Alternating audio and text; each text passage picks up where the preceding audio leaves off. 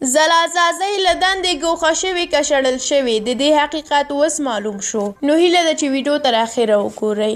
د خوست امنیه قومندانې د جنایي جرمونو په وړاندې د مبارزې دفتر امیر زلازازۍ وایي چې د دې ولایت امنیه قومندانۍ مسؤلینو د نوموړي د کارونو په وړاندې ستونزې جوړوي او له همدې امله نوموړي ته په دې ولایت کې د کار کولو اجازه نه ورکوي.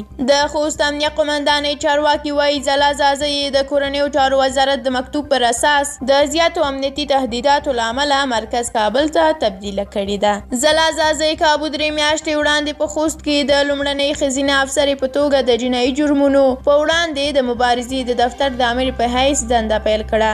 نوموړي وایي د خوست امنیه قومندانۍ د کارونو په وړاندې خنډونه جوړوي او نه غواړي چې نوموړي د خوست د میرمنو لپاره په دې ولایت کې کار وکړي. اغلې زازۍ ازادۍ راډیو سره په خبرو کې زیاته کړه چې دا یو واقعیت دی چې په تیرو 3 میاشتو کې ما د پام وړ کارونه وکړل. د ښځو دوسیې مې تعقیب کړي او د ښځو تګ راتګ قومندانۍ ته زیات شو، خو زما په فکر دوی زما د لاسته راوړنې ونه شوې زغملی، نو ځکه یې ماته بهانې لټولې چې زه هلته ونه اوسم. زلازازۍ د امنیتي تهدیدونو او په دندې کې د غیر حاضري موضوع په کلکه ردوي او وایي چې دا چاره د نوموړي د تبدیلۍ لپاره بهانه لټول دي. زلازازۍ وویل خوست امنیه قومندانۍ چې څه وایي چې زه غیر حاضره وم دا کاملا غلطه ده، خو دوی وایي چې ستا لپاره امنیتي تهدیدات زیات دي. خو دا هم جالبه ده چې د ټول ولایت د امنیت ساتلو ادعا کوي. زما په نظر هغه ولایت سقوط دی چې قومندانۍ کې دننه د یو نفر امنیت نشي ساتلی. زلازازۍ وایي نوموړي ته د په خوست کې د کار کولو بیرته اجازه ورکړل شي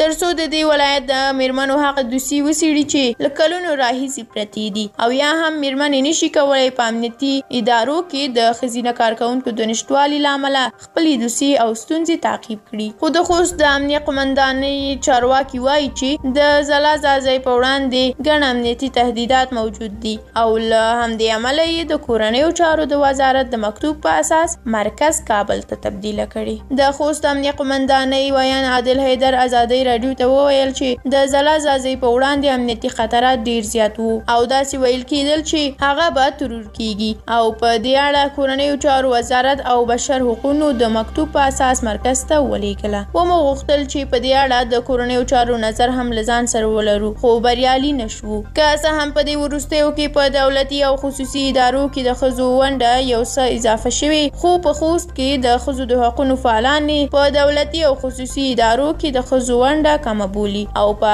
افغان حکومت غږ کوي چې ښځو ته د کار زمینه برابره کړي.